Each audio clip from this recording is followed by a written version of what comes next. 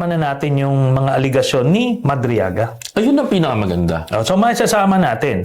Ngayon, kung sasabihin nila, ano naman yan, hindi naman nagsasabi ng totoo yan, o kung ano man, doon na lang nila sa... That's too impossible na hindi nagsasabi si Madriaga ng totoo. Ako, kutob ko lang to, Sen. Opinion ko bilang isang content creator. Sen, imaginein mo, si Madriaga nakakasama si Duterte, nakakasama si Sara, nakakasama si Manscarpio, nakakasama si Bongo, nakakasama yung mga politiko. Sen, alam mo bang nakasama ko na rin yun? Kwento ko sa'yo, Sen. Si Manscarpio, siya nung kampehan niya, siya yung nagtayo nung tinatawag na isda. Isda, Inday Sara, Duterte ako. Si Madriaga nagtayo ng isip. Hindi pa naman nagdideklara si Sara nung time na yun natatakbo siyang presidente. Buo na yung mga parallel group na yon. Ngayon, kami mga content creator, in-invite kami dito, in-invite kami doon sa mga parallel na yan. Doon ko na-meet yung asawa ni Sara na si Manscarpio sa isda. Dahil puro sila isang kilalang fraternity. I don't want to mention the fraternity. Baka kasi sumikat pa. kilalang fraternity to ng mga businessmen. So, binuo nila yon para kay Sara Duterte.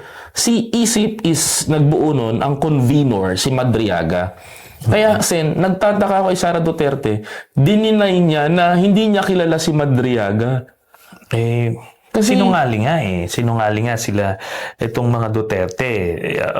Alam mo, kahit na obvious na magsisinungaling sila, kasi yun lang ang depensa nila.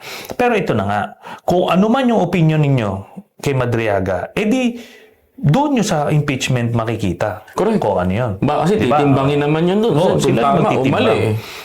Tapos, ito yan. May mga aligasyon siya tungkol kay Manscarpio. Kasama ngayon yan pati doon sa bank accounts. Kasi, alam mo, may mga bilyon-bilyon na winidraw itong mga Duterte. Kaya, lalabas lahat yan. Yan yung pinagkakapigil-pigilan ng mga kaalyado niya sa Senado. Kasi, pag lumabas yan, wala na. Guguho yung kanilang mga political career. So, kaya maganda na rin itong sa House pa lang lalabas na. Kasi hindi naman nila hindi mapipigilan ng House eh. Kung ang Senado, kaya nilang, kumbaga, in my own term, Sen, ako, sa pasensya na, please pardon me, nagamitin ko itong salita na to, tarantaduhin ng taong bayan. Kung kaya ng Senado tarantaduhin ng taong bayan, except Senator Risa Ontiveros and 5 senators, Sen, kung kaya nila yan, hindi nila kaya ang Kongreso. Dahil ang Kongreso, straight to the point yan eh.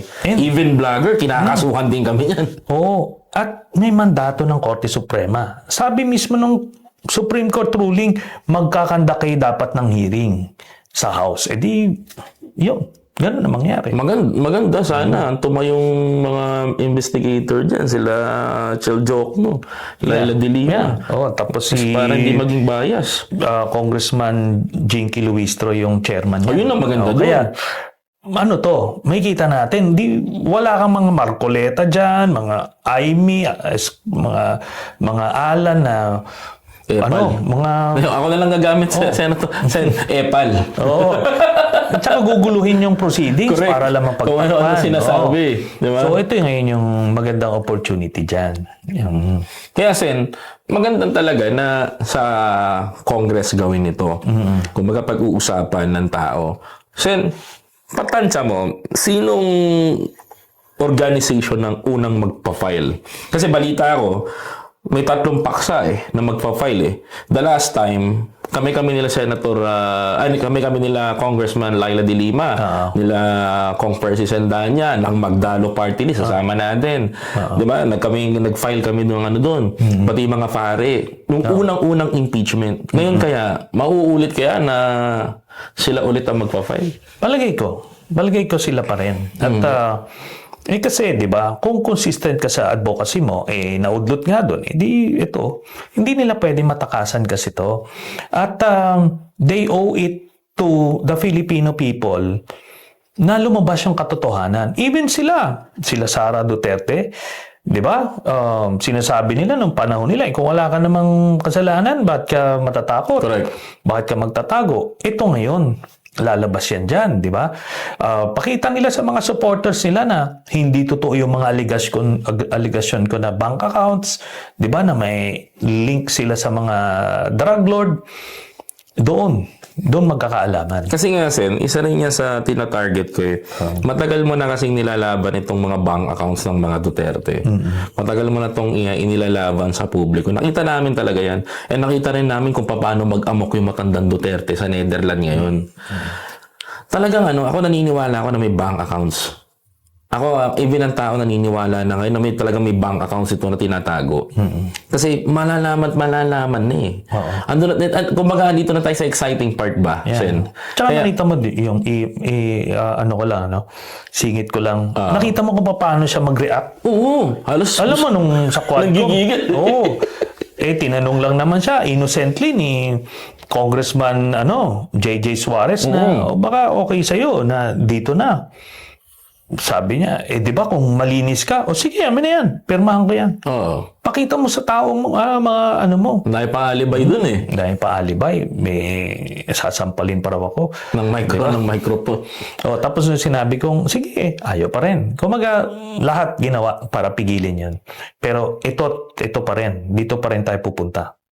Aside dun sa Sen, may bala ako ng tanong. Di ba naihi sa'yo? May tanong lang ako di ba naihi si Duterte nung nakita ka?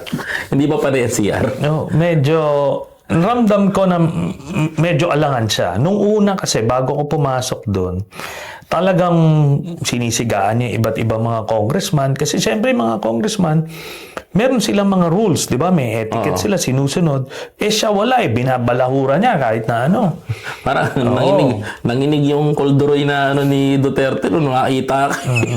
So, yun, hindi rin niya ina-expect siguro. Kumbaga yung hari-harian niya doon. Pero marami nagsabi, totoo ba? Gusto ko lang i-confirm na nung nakita ka daw, sabi lang sa akin, nakakwento lang sa akin ng mga tropa na kongresista. Ayaw ko na sabihin ko sino nagsabi, baka mamaya pagalitan ako. Totoo ba na nung nakita ka ni Digong doon sa panay daw ang ihi ng ihi? Totoo ba? Hindi ko na gano'n napansin yan. Kasi kasi di ba galing tayo ng campaign noon. Di ba? Nagkakasama tayo sa campaign noon. Biglang nagulat ako, biglang umalis. Sabi ko, baka may lakad. Importante. Nung napanood ko na lang sa TV, ito pala pumunta sabi ko si Sen. Ito pala pumunta. Pero tapos, ang kwento sa akin ng ibang tropa na kongresista,